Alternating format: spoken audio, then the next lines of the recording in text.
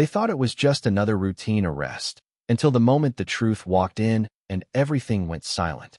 The flashing red and blue lights painted the street in restless color, reflecting off glass storefronts and polished car hoods as a small crowd gathered on the sidewalk, phones raised, whispers spreading like a quiet ripple through the late afternoon air, and at the center of it all stood a woman in a tailored navy coat, her wrists secured in cold metal cuffs, her posture steady, her expression unreadable, as if the chaos around her belonged to a different world entirely, while Officer Daniel Brooks adjusted his stance with the confidence of someone who had done this 100 times before, his voice sharp, authoritative, echoing just enough to draw more attention. "You're coming with me," he said, barely glancing at her face, already convinced of the story he had written in his mind. And the woman, Ava Carter, did not resist, did not raise her voice, did not plead. She simply turned her head slightly, eyes scanning the crowd, taking in every detail with a calm that felt almost out of place, almost unsettling, as if she knew something no one else did. And for a moment, just a brief moment, the noise seemed to dim, like the world itself was holding its breath. Imagine standing there, surrounded by strangers, judged before a single word could be spoken, your silence mistaken for guilt, your composure misread as weakness. But Ava's silence was neither. It was something else entirely, something deliberate, something controlled. And as Officer Brooks guided her toward the patrol car, the murmur of the crowd grew louder, a mix of curiosity and quiet assumption, a narrative forming without facts, without truth. And just as he reached for the back door handle, Ava spoke, her voice low, steady, almost effortless. "You're making a mistake," she said, not with urgency, not with fear, but with certainty, the kind that doesn't ask to be believed, the kind that waits to be proven. And Brooks let out a short, dismissive breath, shaking his head as if he had heard it all before. "They all say that," he replied, pulling the door open, the metallic sound cutting through the air. But something in her tone lingered, something he couldn't quite place, something that didn't match the situation he thought he understood. And still, he ignored it, because it was easier that way. Easier to follow the script than to question it. Easier to see what he expected than what was actually there. And as Ava lowered herself into the back seat, her eyes lifted once more, not toward the officer, not toward the crowd, but toward something beyond them, something approaching, though no one else seemed to notice yet. And in that quiet moment, as the door hovered just inches from closing, the balance of power had already begun to shift, even if no one on that street realized it. Not yet.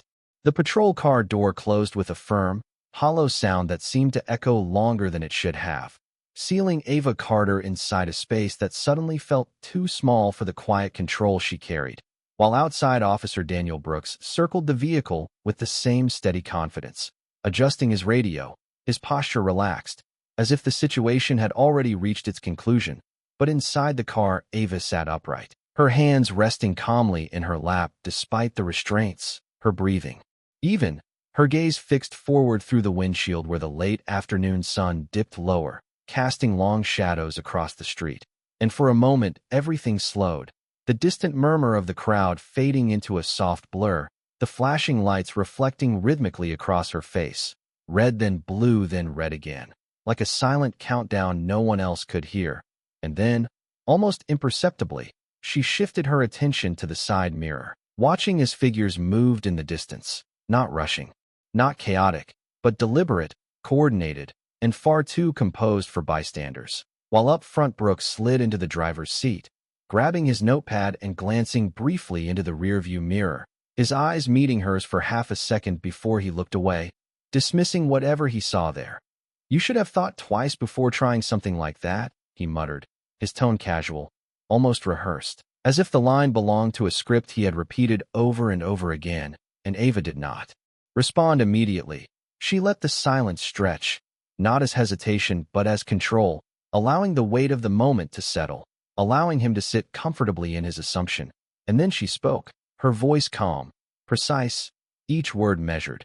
"There are procedures you are supposed to follow," she said, not raising her voice, not challenging, simply stating a fact. And Brooks let out a short laugh under his breath, shaking his head as he started the engine, the low hum filling the car. "I know my job.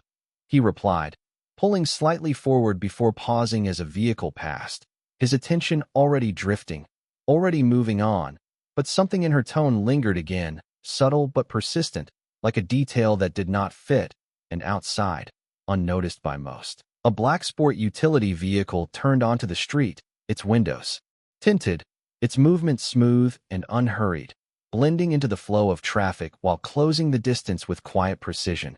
And Ava's eyes flicked once more to the mirror, tracking it without urgency, without reaction, because she did not need to react, not yet.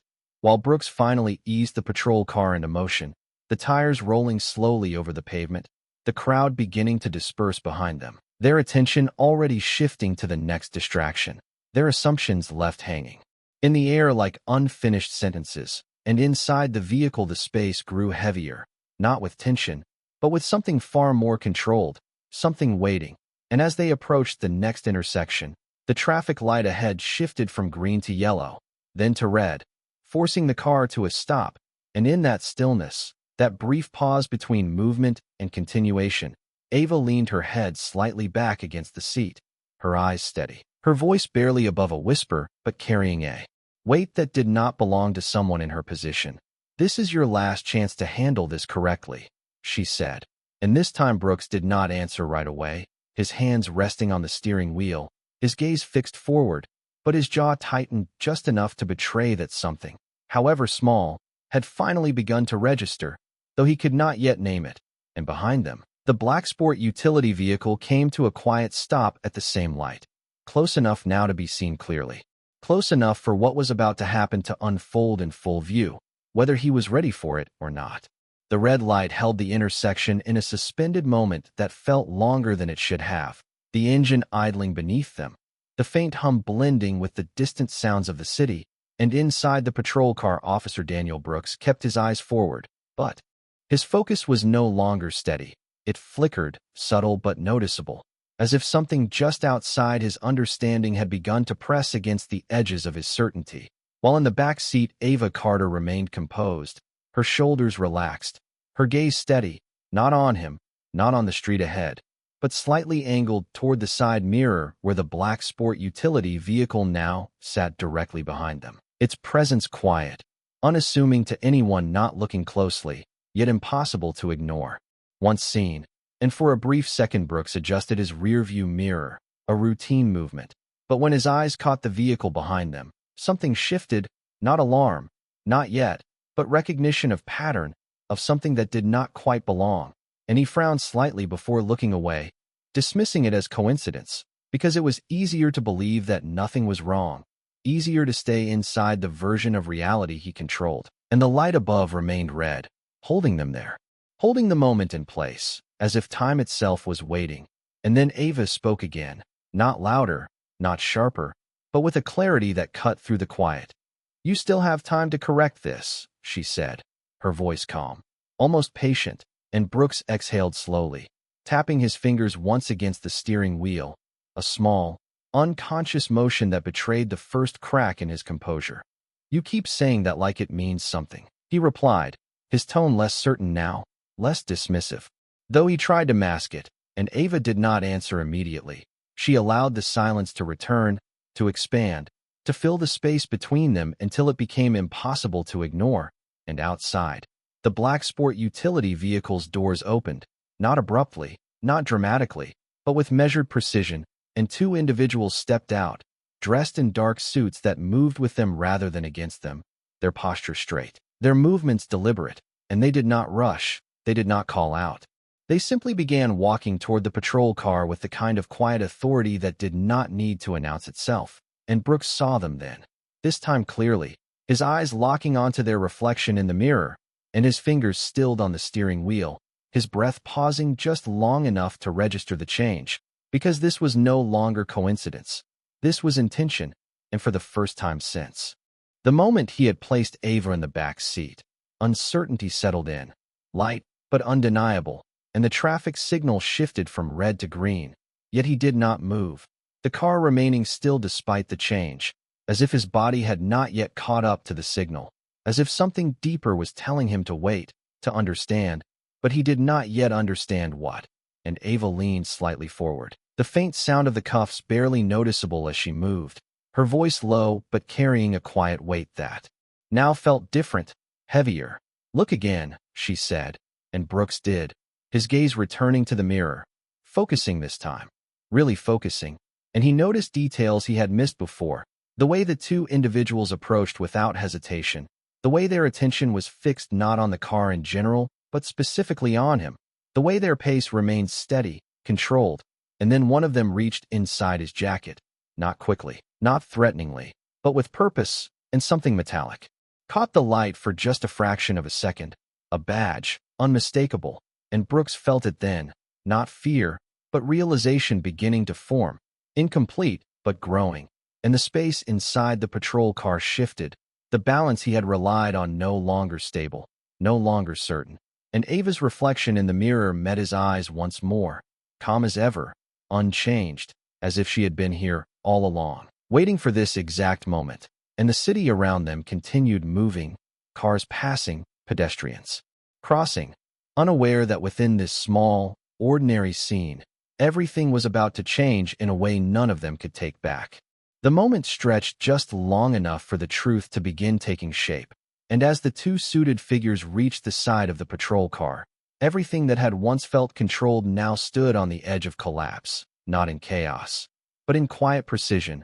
And Officer Daniel Brooks felt it before anything was said, that subtle shift in the air, the kind that does not come from noise or force, but from authority stepping into place. And one of the men stopped just outside the driver's window, his posture straight, his expression calm, and with a deliberate motion he raised his hand, revealing a badge that caught the fading sunlight in a brief, unmistakable flash, and Brooks's eyes locked onto it, not because he wanted to, but because he could not look away, and for the first time since the beginning of this encounter, he did not speak, he did not move, he simply stared, processing, recalculating, searching for a version of events where this still made sense, but that version no longer existed, and the man outside the window spoke, his voice even, controlled, carrying the weight of someone who did not need to raise it to be heard. "Open the door, officer," he said, not as a suggestion, not as a request, but as a directive, and Brooks hesitated, just for a fraction of a second, his hand hovering near the handle, his mind racing through possibilities, through procedures, through everything he thought he knew, and behind him, Ava Carter remained still, her presence unchanged, her silence now heavier than anything that had been said, and slowly, almost mechanically, Brooks reached for the door and opened it, stepping out onto the pavement where the late afternoon light now felt sharper, more exposed, and the second suited individual had already moved toward the rear door, his attention focused entirely on the woman inside, and as Brooks turned, his voice finally found its way back, though it lacked the certainty it once carried. "What is this about?" he asked, the question sounding smaller than he intended, and the first agent met his gaze without hesitation, his expression firm but not hostile. "You detained someone without proper verification," he said, each word precise, leaving no room for interpretation, and Brooks opened his mouth to respond, to justify, to explain, but the words did not come as easily now, because the situation had shifted beyond his control, beyond his assumptions, and behind him the rear door opened, the quiet click of the handle sounding louder than it should have, and the second agent stepped back slightly, creating space, not out of courtesy, but out of recognition, and Ava Carter stepped out of the vehicle, with the same calm she had carried from the beginning, her posture straight, her gaze steady, and for a brief moment no one spoke, the street around them continuing its rhythm, cars passing, people moving, unaware that the dynamic within this small circle had completely reversed, and the first agent turned toward her, his tone changing, not dramatically, but noticeably.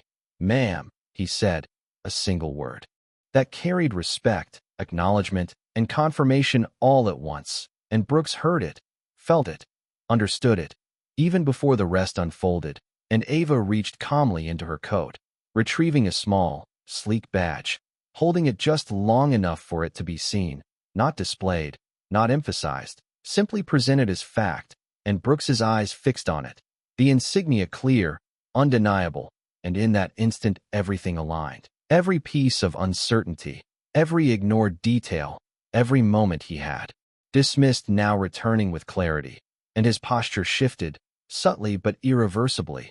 The confidence that had once defined him replaced with something quieter, something far more uncertain, and Ava looked at him, not with anger, not with triumph, but with a steady, measured gaze that carried something far more powerful than either, understanding, and her voice, when she spoke, was calm, unwavering.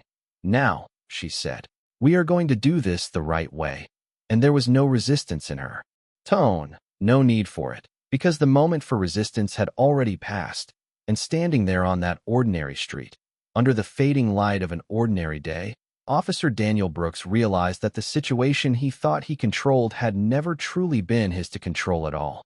The air did not erupt into chaos. It tightened, sharpened, as if every sound and movement on that street had suddenly become more deliberate, more aware, and Officer Daniel Brooks stood there with his hand still resting near the open door, his posture caught between what he had been and what he was beginning to understand he could no longer be, while Ava Carter adjusted her coat with a smooth, unhurried motion, the badge no longer visible but no longer necessary, because the shift had already happened. It had settled into the space around them, undeniable and irreversible, and the two agents remained positioned nearby, not imposing, not aggressive, simply present, their attention steady, their silence reinforcing everything that had just been revealed. And for a brief moment no one spoke, the kind of silence that does not come from uncertainty but from realization. And Brooks swallowed, his throat dry, his mind racing to reconcile the image he had formed with the reality now.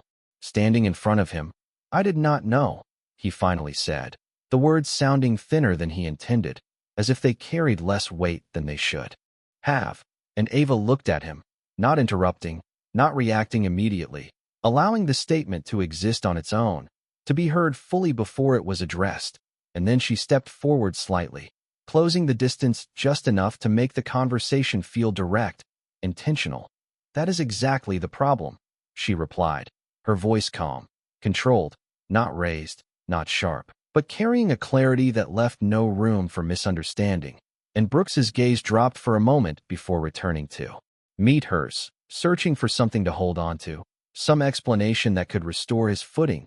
But there was none, because the situation had moved beyond explanation, beyond justification, and the street around them continued its quiet rhythm.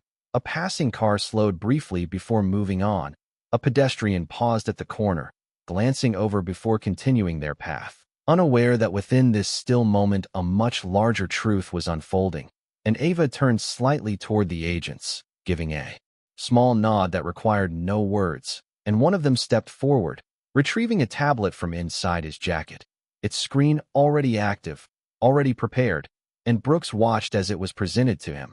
The information displayed clear, structured, undeniable, details of an ongoing federal financial operation, names, locations, timestamps, all aligning with the moment he had interrupted without understanding. And his eyes moved across the screen, slower now, more careful, each line dismantling another layer of certainty he had once relied on, and he exhaled quietly, the weight of realization settling in fully, not dramatic, not explosive, but heavy in a way that could not be ignored. And Ava spoke again, her tone unchanged, steady as before.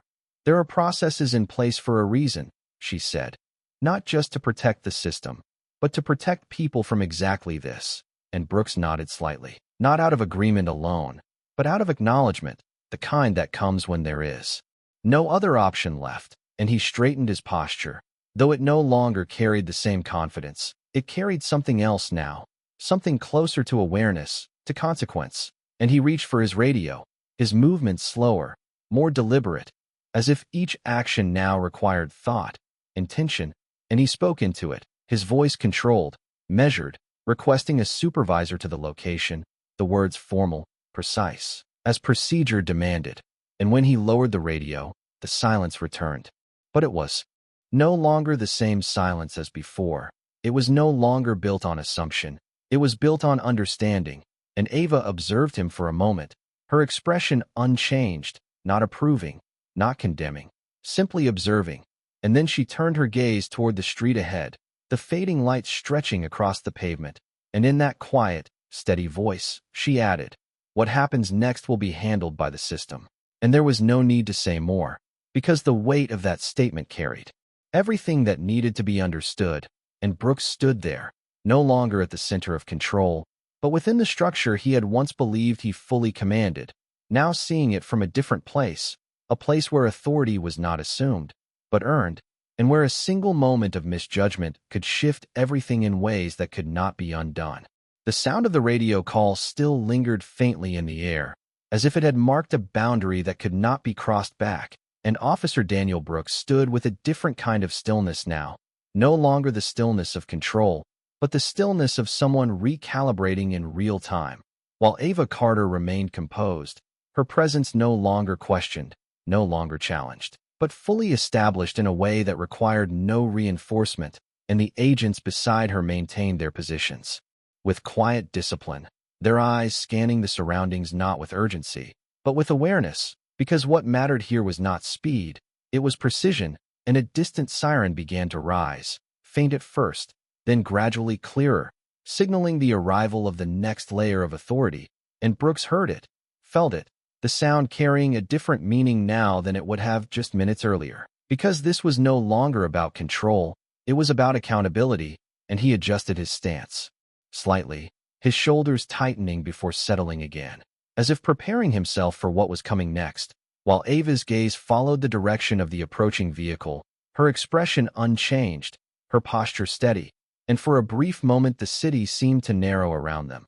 The passing cars, the distant voices, the subtle movement of people all fading into the background as the focus centered on this one unfolding moment. And when the supervisor's vehicle finally turned onto the street, its presence was unmistakable, not because of flashing lights or urgency, but because of the way it moved directly toward them, without hesitation, without uncertainty, and it came to a smooth stop just behind the black sport utility vehicle, completing a quiet formation that now framed the entire scene. And the door opened, and Sergeant Michael Reyes stepped out, his expression firm, his eyes immediately taking in the arrangement before him, the agents, the vehicle, Ava, and finally Brooks. And there was no confusion in his face, only a quick, measured understanding that something had shifted far beyond a routine call.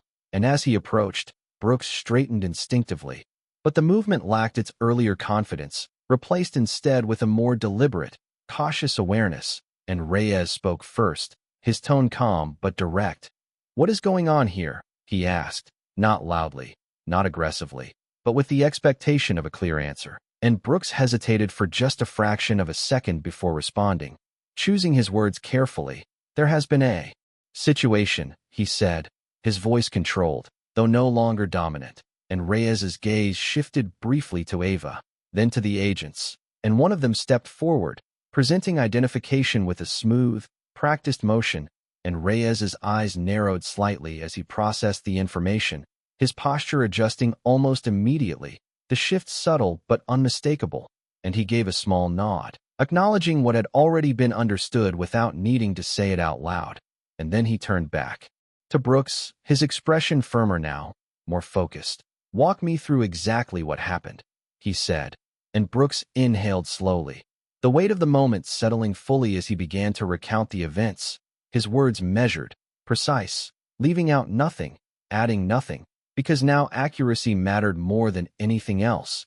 And as he spoke, Ava listened without interruption, her gaze steady, her presence grounding the moment in reality rather than assumption, and the agents remained silent, their role clear, to observe, to ensure, to document. And when Brooks finished, the silence returned once more, but this time it carried a different tone, not uncertainty, not tension, but evaluation, and Reyes took a step back, his eyes moving briefly between Brooks and Ava before settling into a quiet decision. And in that instant it became clear that the situation had fully transitioned, no longer driven by one officer's judgment, but by a system now fully aware of itself. And Ava finally spoke. Again, her voice calm, measured, and steady. "We proceed by the book," she said, and the words did not carry authority through force, but through clarity, through the undeniable understanding that this moment would now follow a path far more structured than the one that had begun it. And Brooks stood there, listening, absorbing, recognizing that what had once been routine had become something far more defining, something that would not be forgotten, not because of punishment, but because of what it revealed about the line between assumption and truth. And as the fading light stretched longer across the pavement, the scene settled into a new balance, one where every action from this point forward would be measured, recorded, and understood in a way that left no room for misinterpretation. The street no longer felt like a random intersection in a busy city. It had become something else entirely, a controlled space where every word, every movement, every breath carried weight. And Sergeant Michael Reyes stood with his arms relaxed at his sides, his presence anchoring the moment as he reviewed what had just been said, his eyes moving briefly toward Ava Carter, not with curiosity, not with doubt, but with recognition of authority that did not need to be announced twice. And Ava remained exactly as she had been from the beginning, composed, steady, her posture reflecting a discipline shaped long before this moment. And as the fading sunlight stretched across the pavement, casting long shadows behind them, the atmosphere settled into a quiet clarity, and Reyes turned back to Officer Daniel Brooks, his expression firm but controlled. "You understand the implications of what just occurred," he said, not as a question, but as a statement that required acknowledgement, and Brooks nodded slowly, his earlier certainty now replaced with something more grounded, more aware. "Yes, sir," he replied, his voice steady but measured, the words carrying a different weight than they would have just minutes ago. And Reyes held his gaze for a moment longer, ensuring that the understanding was not superficial, not temporary, but fully absorbed, and then he shifted his attention slightly, addressing both Brooks and the agents. "We are going to document everything from this point forward," he said, his tone clear, procedural, leaving no room for deviation. And one of the agents stepped forward again, activating the device in his hand, its screen illuminating briefly. As it began recording, capturing not just actions, but context, tone, and sequence, because here, accuracy was everything, and Ava watched the process unfold without interruption, her eyes steady, her presence reinforcing the structure now taking shape. And for a brief moment she glanced toward the patrol car, then back to Reyes. "There was no verification before the detention," she stated, her voice calm, factual, each word precise. And Reyes gave a slight nod, acknowledging the point without elaboration, because it did not require explanation, it required recognition. And Brooks stood quietly, listening, not defensive, not resistant, but attentive in a way that reflected the shift within him. And the street around them continued to move, but now it felt distant, secondary, as if the real focus existed within this contained space where truth was being reconstructed piece by piece. And Reyes took a step closer to Brooks, lowering his voice slightly, not to hide it, but to emphasize the importance of what he was about to say. "Procedure exists for a reason," he said, "not just to guide decisions, but to prevent moments like this." And Brooks nodded again, more firmly this time, the message landing with full clarity. And Ava observed the exchange without expression, not because she lacked reaction, but because she did not need to display it. The situation itself spoke clearly enough. And one of the agents finished documenting the immediate details before stepping back, his role shifting from active recording to quiet observation once more. And Reyes straightened slightly, his posture reflecting the transition from assessment to resolution. "We will proceed with internal review," he said, his tone steady, official, and then he turned briefly toward Ava. "Ma'am, we appreciate your cooperation," he added, the acknowledgement simple but meaningful. And Ava gave a small, almost imperceptible nod in return, not as acceptance, but as recognition of process, because this was not about personal exchange, it was about system integrity. And as the moment settled, the balance that had once been unstable now felt grounded, structured, and clear, and Brooks stood within it, no longer at the center, but fully aware of his place inside it. And for the first time since the encounter began, the street felt like it could breathe again, not because something had ended, but because something had been corrected. And in that quiet, steady aftermath, the difference between assumption and accountability had been drawn in a way that would not easily fade. The structure of the moment held steady, no longer fragile, no longer uncertain, but firm in a way that came from clarity rather than control. And as the documentation process concluded, the device in the agent's hand dimmed slightly, signaling that every detail had been captured, preserved exactly as it unfolded, and Sergeant Michael Reyes took a slow breath, his gaze moving across the scene one final time, confirming that nothing had been missed, that every role had shifted into its proper place. And then he turned slightly toward Officer Daniel Brooks, his tone calm, but carrying the unmistakable weight of consequence. "You are relieved from active duty for the remainder of the shift pending review," he said, the words delivered without emotion, without judgment, but with finality, and Brooks absorbed them in silence, his posture straight but no longer rigid, as if he understood that resistance had no place here, not because he was forced into compliance, but because the situation itself demanded it. And he gave a small nod, a quiet acknowledgement that replaced the confidence he once carried.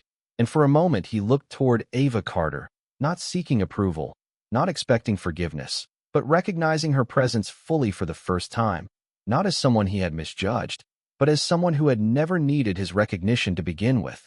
And Ava met his gaze briefly, her expression steady, not softened, not hardened, simply unchanged, because this was never about personal validation.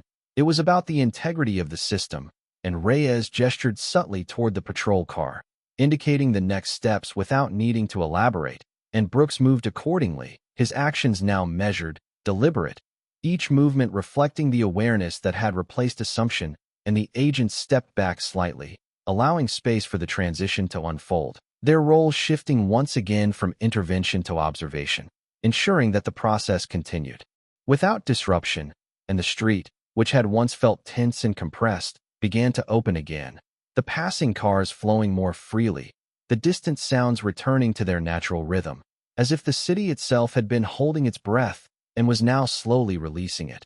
And Ava adjusted her coat once more, the motion simple, composed, and she turned her attention briefly toward the black sport utility vehicle, where another agent stood by. The open door, waiting, not impatiently, but with quiet readiness, and before she moved, she spoke one final time, her voice calm, carrying just enough to be heard by those present. "This is how accountability works," she said, not directed at anyone specifically, but understood by everyone. And the words settled into the space with a clarity that did not need reinforcement, and Reyes gave a slight nod in agreement, not as a gesture of alignment, but as recognition of truth, and Brooks remained still for a moment longer, the statement echoing in his mind, not as criticism, but as realization, because what had happened here was not extraordinary. It was procedural, it was structured, it was exactly what should happen when assumptions are replaced by verification.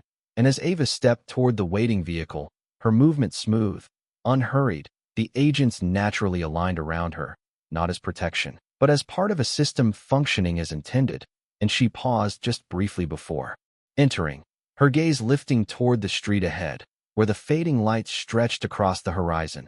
And in that quiet pause, everything that had unfolded seemed to settle into its proper place, not erased, not forgotten, but understood. And behind her, Brooks stood beside the patrol car, no longer defined by the authority he once projected, but by the moment he had just experienced, a moment that had reshaped his understanding of what authority truly meant. And as the door of the black vehicle closed with a soft, final sound, the scene reached its natural conclusion, not with noise, not with spectacle, but with something far more enduring, a shift in perspective that would remain long after the street returned to its ordinary rhythm.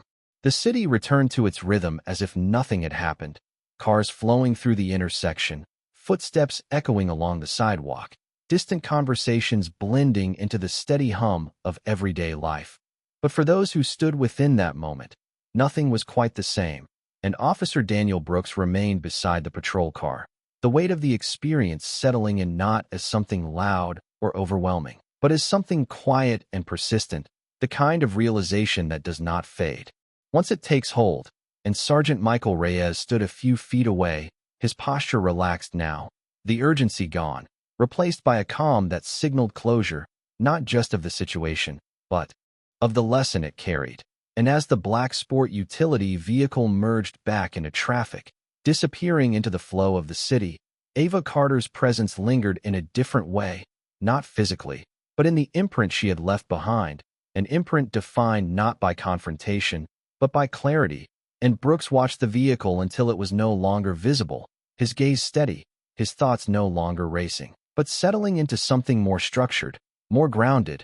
And Reyes stepped closer, his voice lower now, no longer formal, no longer directive, but measured.